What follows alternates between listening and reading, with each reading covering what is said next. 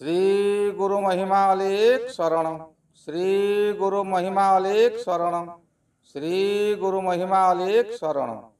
गुरु कृपा YouTube channel तरफर आपण मानकु स्वागत जनाई आरंभ करने को जाउछि 2024 मसीहा जुलाई मासरे 12 गोटी राशि मासिक राशिफल।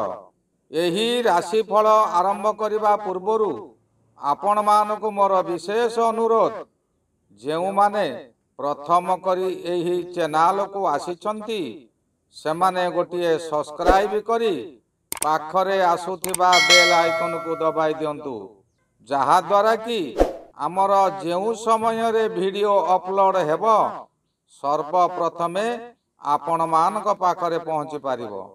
आउर एक विशेष कथा आपण मानकु मु कहि रखुची, जेउ मानकर विवाह विलंब हेउची किंबा बयस होइगलानी चाकरी हेउ नाही, ताहा केउ ग्रह द्वारा एपरि आपनकु कष्ट देउची।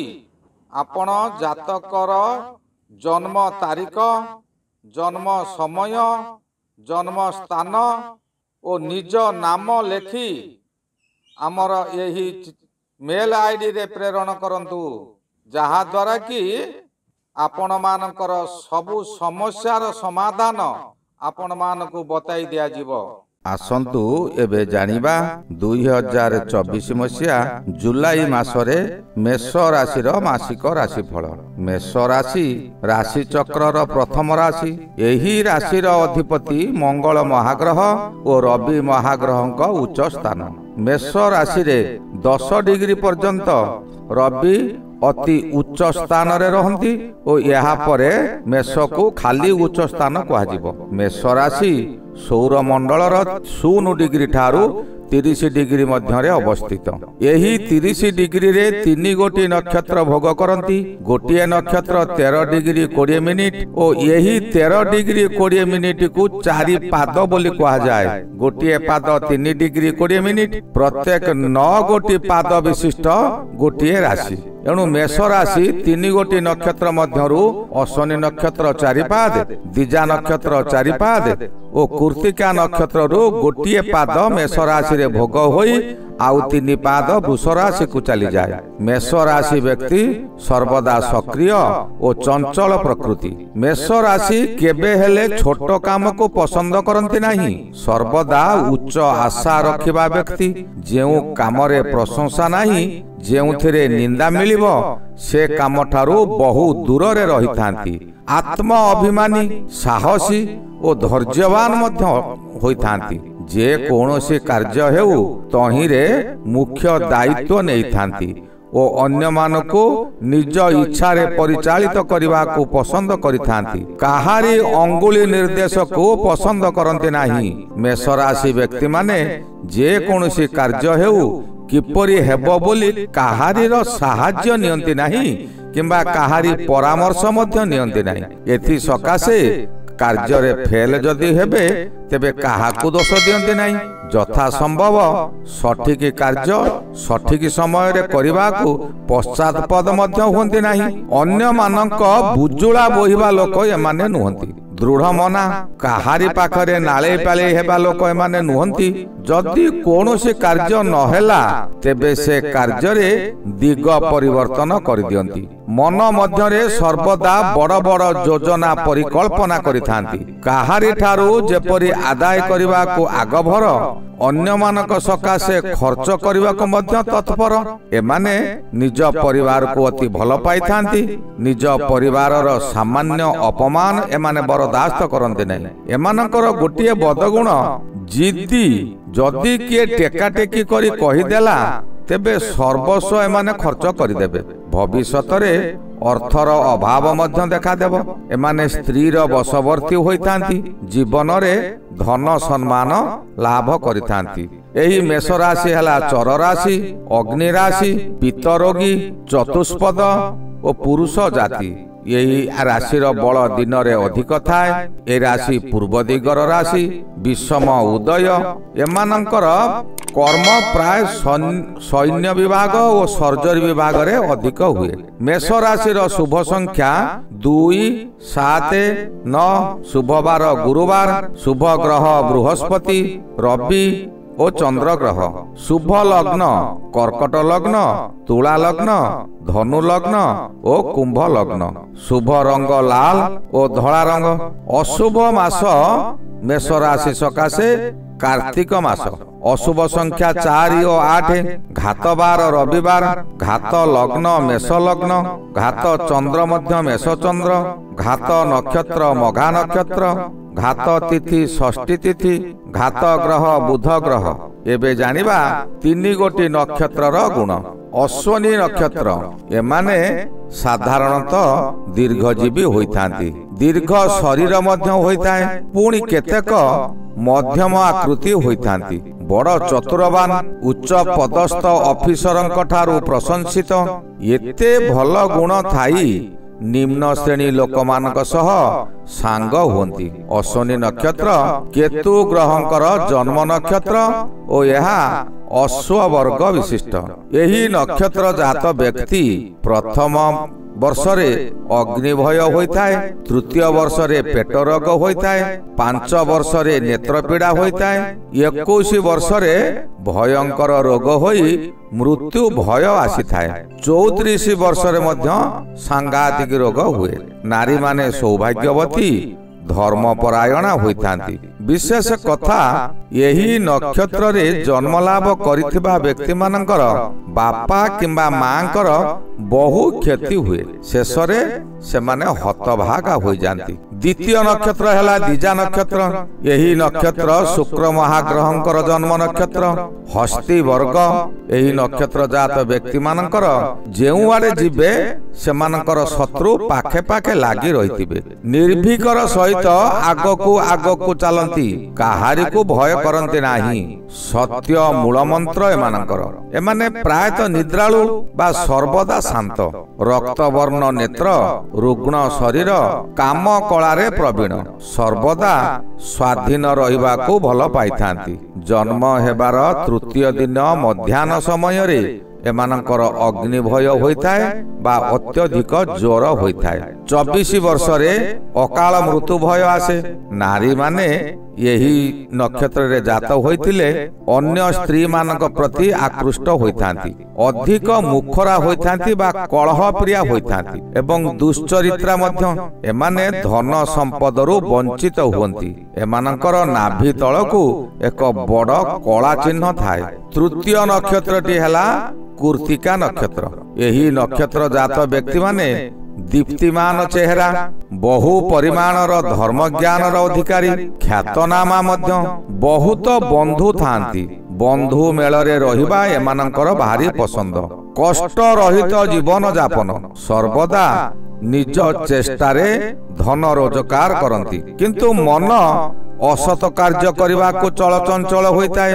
ଏହି ନକ୍ଷତ୍ର ରବି ମହାଦଶାରେ ଜନ୍ମ ନକ୍ଷତ୍ର ହୋଇଥିବାରୁ ଓ ମେଣ୍ଢା ବର୍ଗ ହୋଇଥିବାରୁ ଭାରି ଜିଦ୍ଦିଖୋର ଓ ନିର୍ବୁଦ୍ଧିଆ। ଯାହା ବୁଝିବେ ତାହା ହିଁ କରିବେ। ରାଗିଗଲେ ଏମାନେ ପ୍ରାୟତଃ ଥରି ଉଠନ୍ତି, କଥା କହିପାରନ୍ତି ନାହିଁ। ଜନ୍ମର ତୃତୀୟ ମାସରେ ଜ୍ୱର, ଦ୍ୱିତୀୟ ବର୍ଷରେ ସର୍ପଦଂଶନ ଓ 21 ବର୍ଷରେ ଉଚ୍ଚ ସ୍ଥାନରୁ ପତନ ଯୋଗ ଥାଏ ଓ ମୃତ୍ୟୁ ଭୟ 80 ବର୍ଷରେ ହୁଏ। ପରମାୟୁ ଏମାନଙ୍କର ପ୍ରାୟତଃ 80 ବର୍ଷ ହୁଏ। ଏହିମାନଙ୍କର ବେକରେ ଏକ ଚିହ୍ନ ଥାଇପାରେ। ଏହି ନକ୍ଷତ୍ର ଜାତ ନାରୀମାନେ ପ୍ରତିଶୋଧ ପରାୟଣା ଓ ଜନ୍ମ ପରେ ମାଙ୍କର ବହୁତ କ୍ଷତି କରିଥାନ୍ତି। ଏବେ ଆସିବା କେଉଁ ଗ୍ରହ କେଉଁ ଫଳ ଦେଉଛନ୍ତି। ମେଷ ରାଶି ସକାଶେ ରବି ତୃତୀୟରେ ଭ୍ରମଣ କରୁଛନ୍ତି। ତୃତୀୟରେ ରବି ଭ୍ରମଣ କରୁଥିବା ସମୟରେ ଆପଣଙ୍କୁ ବରଦାନ ସଦୃଶ ଫଳ ମିଳେ। ଆପଣଙ୍କ ଆୟ ପୂର୍ବରୁ ଯାହା ଥିଲା ତାହା 2 ଗୁଣରେ ପରିଣତ ହୋଇଯିବ। ଆପଣଙ୍କ ପ୍ରତ୍ୟେକ କାର୍ଯ୍ୟରେ ସମ୍ମାନ ମିଳିବ, ପ୍ରଶଂସା ମିଳିବ, ଶରୀରରେ ଶକ୍ତି ଜାଗ୍ରତ ହେବ। ଯେଉଁ କାର୍ଯ୍ୟ କରିବାକୁ ଚାହିଁବେ तहिरे आपणकु स्वाधीनता मिलिब। पूर्वरु लागिथिबा शत्रु माने आपणक पराक्रम देखि भयरे आत्मगोपन करिवे। मानसिकता सक्रिय रहिबा द्वारा शक्ति वृद्धि हेब, पारिवारिक शांति मिलिब, स्वास्थ्य उत्तम रहिब। आपणक बल ओ पराक्रम वृद्धि हेब। व्यवसाय रे आशा ठारू अधिक लाभवान हेबे। चाकरी करुथिबा व्यक्ति मानकर पदोन्नति होई पारे। एही समय रे आपणकर वेतन वृद्धि हेबा किछि असंभव नुहे। मासर 16 तारिख ठारू रवि चतुर्थ को जिबे। चतुर्थ रे रवि भ्रमण करुथिबा समय रे आपणकु बहु विपद आसीबो। किछि भाबिबा पूर्वरु अचानक विपद मारी आसीबो। परिवार मध्यरे मांकर शरीर विशेष असुस्थ रहिबो। स्वामी स्त्री मध्यरे असुस्थता कारणरु यौन सुख मिली न पारे। फलरे मनोमालिन्य हेबो। जेउ कार्य आपणकर सहज हेउतिला ताहा बहु कष्ट हेबो ओ शेषरे निराश हेबाकु पड़िबो। आपणक बंधु माने आपणकु विरोध करिवे। प्रत्येक कार्य रे प्रतिबंधक साजिबे। आपण हताश होई पड़िबे। यही अशुभ फलकु अन्य ग्रह बाधा देउथिबारु एही अशुभ फल मेष राशि सकाशे जुलाई मासर द्वितीयार्धर कम हेबो। अधिक फल हेबो नाही। अन्य ग्रह बाधा देउथिबारु आपणकर मातुल आपणक परिवार को सहाय्य करिवे। अचानक मां को संपर्कीय सेही माने आपणकर मनोबल को वृद्धि करिवे। आर्थिक सहाय्य मध्य करिवे। कर्म क्षेत्र रे सामान्य सहानुभूति पाई आपण उन्नति करिवे। यहाँ पर आसीबा मंगल ग्रह विषय रे। मंगल ग्रह मेष राशि सकाशे द्वितीय मंगल निज राशि ठारू द्वितीय गृह रे रहिले मंगल ताहा गोचर रे द्वितीय मंगल कहा जाए। प्रत्येक कर्म रे आपण जे कोनोसी कार्य करिबा को चाहिबे से कार्य रे मंगल आपण को बाधा देबो। एपरि स्थिति हेबो जे आपण बाध्य होई खर्च करिवे, ऋण मध्य करिवे। जेते ठीक रहिबा को चाहिबे आपण सेते समालोचित हेबे। आपण एही समय रे क्रोधित होई एपरि वाक्यालाप करिवे जहा कि कथा गुडाक गुली परि हेबो। एही समय रे आपणक व्यवहार रे मित्र माने मध्य शत्रु पालटि जिवे। आपण हताश होई पड़िवे। किंतु यही फल को अन्य ग्रह बाधा देउथिबारु अधिक अशुभ फल मिलिबो नाही। या पर आसीबा बुध ग्रह। बुध ग्रह मेष राशि सकाशे चतुर्थ रे भ्रमण करूछंती। चतुर्थ बुध मध्यम धरणर फल दियंती। परिवार मध्यरे किछिटा आश्वस्ति मिलिबो। एही समय रे उच्च शिक्षा निमंते प्रस्तुति हेबे। कोनोसी कारणरु आपणकर किछि आय हेबार संभावना रहिछि। बालक बालिका माने मन देई विद्या अर्जन करिवे। बृहस्पति महाग्रह मेष राशि सकाशे द्वितीय बृहस्पति शुभदायक बृहस्पति अति शुभ फल देबे। केतेक क्षेत्र रे एहा अनुभूत होई पारे नाही। कारण बहुत व्यक्ति कहती जे मोर तो द्वितीय बृहस्पति मोर संपूर्ण शुभ फल मिलुने काहेकि मु तो किछि जानि पारु नै। यार कारण हैला गोटिए कारण हैला विगत 2 वर्ष धरी आपण बृहस्पतिंकर अशुभ फल भोगुथिले। द्वादश बृहस्पति गोटिए वर्ष और जन्म बृहस्पति गोटिए वर्ष। एबे द्वितीय बृहस्पति को गले 2 वर्षर कष्ट एते शीघ्र आपण भूली जिबे किपरि। तेणु आपण को यह जना पड़े नाही जे शुभ कर्म हेउछि बोली। तथापि यही समय रे बृहस्पति गोटिए बालक। आपण चिंता करंतु गोटिए बालक से कोन केबे कोनोसी कार्य निज इच्छा रे करि परिबो जहा करिबो मां को इच्छा रे। तेणु यही समय रे बृहस्पतिंकर संपूर्ण शुभ फल से देई पारंती नाही किंतु अशुभ फल देबे नाही। तथापि यही समय रे आपण को केउठारु अप्रत्याशित भावे धन आगमन करिवार सुजोग मिलिबो। आपण जेउ काम करिवा को चाहुछंती ताहा एही समय रे पूर्ण हेबो। परिवार मध्य रे सुख और शांति फेरी आसीबो। आपणक कथार ओजन रहिबो बा आपणकर मान्यता बढ़िबो। एही समय रे आपण नूतन कर्म करी आनंदित हेबा सहित ଚକିତ ମଧ୍ୟ ହୋଇଯିବେ। ଶୁକ୍ର ମହାଗ୍ରହ ଆପଣଙ୍କର ମାସର 6 ତାରିଖ ଠାରୁ ଚତୁର୍ଥକୁ ଗୋଚରରେ ଭ୍ରମଣ କରିବେ। ଶୁକ୍ର ଚତୁର୍ଥରେ ଭ୍ରମଣ କରିବା ସମୟରେ ଭାଗ୍ୟଲକ୍ଷ୍ମୀ ଆପଣଙ୍କୁ ସହାୟ ହୋଇଥାନ୍ତି। ଏହି ସମୟଟା ଏତେ ଖୁସି ଆସିବ ଯେ ଆପଣ କଳ୍ପନା କରିପାରିବେ ନାହିଁ। ଆମୋଦ ପ୍ରମୋଦରେ ଆପଣଙ୍କର ଦିନ ଗୁଡ଼ିକ କଟିବ। ବିଭିନ୍ନ ଦିଗକୁ ଯାତ୍ରା କରି ଅଧିକ ଆନନ୍ଦ ପାଇବେ। ଯେ କୌଣସି କାର୍ଯ୍ୟ କରିବେ ବା ଯେ କୌଣସି କାର୍ଯ୍ୟକ୍ରମରେ ଯୋଗ ଦେବେ ତହିଁରେ ଆପଣଙ୍କୁ ପ୍ରଶଂସା ହିଁ ପ୍ରଶଂସା ମିଳିବ। କର୍ମ ତତ୍ପରତା ଅଧିକ ବଢ଼ିଯିବ। ଖାଲି ଖୁସି ହିଁ ଖୁସି ମିଳିବ।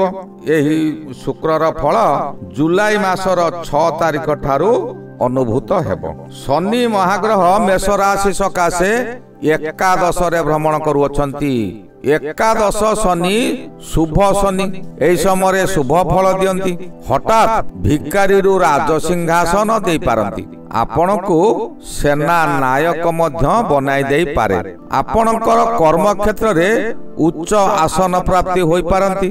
ଆପଣଙ୍କର ପୂର୍ବ ଋଣ ସୁଝିବାର ଶକ୍ତି ଓ ସମର୍ଥ ଆସିଯିବ।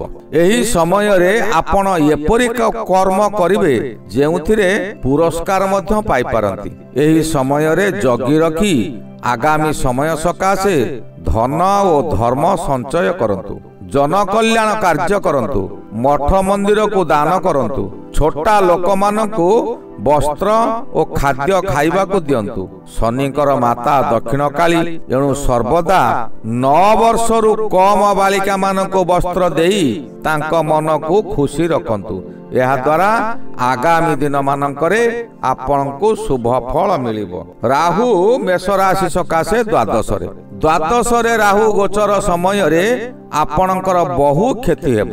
ଯେଉଁଆଡ଼େ ଯିବେ ଖାଲି ଅପମାନ ଅପଦସ୍ତ ହେବା ସାର ହେବ। ଯାହା କରନ୍ତୁ ଆପଣ ସମାଲୋଚିତ ହେବେ। ଅପମାନରେ ଆପଣ ଜର୍ଜରିତ ହୋଇଯିବେ। ଆପଣ ଭୟରେ ଖାଲି ଥରି ଉଠିବେ। ଲୁକାୟିତ ରହିବା ସକାଶେ ଭୟରେ ଆପଣ ବିଭିନ୍ନ ଆଡ଼େ ବୁଲିବାକୁ ଯିବେ, କିନ୍ତୁ ସେଠାରେ ମଧ୍ୟ ଅନୁରୂପ ଅବସ୍ଥା ହେବ। କଥାରେ ଅଛି, ଯେଣେ ଇଚ୍ଛା ତେଣେ ଯା, କର୍ମ ଘେନି ବୁଲୁଥା। ଏହି ସମୟରେ କେତୁ ଗ୍ରହ ଷଷ୍ଠରେ ରହି ଆପଣଙ୍କୁ ବହୁ ବିପଦରୁ ଉଦ୍ଧାର କରିବେ। ଶତ୍ରୁ ମାନଙ୍କୁ କେତୁ ଟକ୍କର ଦେବ। ଉଦ୍ୟମରେ ସଫଳ ସକାଶେ ଆପଣଙ୍କୁ ଆଗେଇ ନେବ। ହଠାତ୍ କେଉଁ ସ୍ଥାନରୁ ଅର୍ଥ ପ୍ରାପ୍ତି ହୋଇପାରେ, ଯାହାକି ରାତ୍ରିର ଶେଷ ସମୟରେ ସୂର୍ଯ୍ୟ ଉଦୟ ପରି ଅବସ୍ଥା ହେବ। ଦୁଃଖ ଦୂର ହେବ। ଆପଣଙ୍କ ମନକୁ ଶାନ୍ତି ମିଳିବ। ଏହି ଜୁଲାଇ ମାସରେ ପ୍ରାୟତଃ ମେଷ ରାଶିର ଅଧିକ ଶୁଭ ଫଳ ମିଳିବ।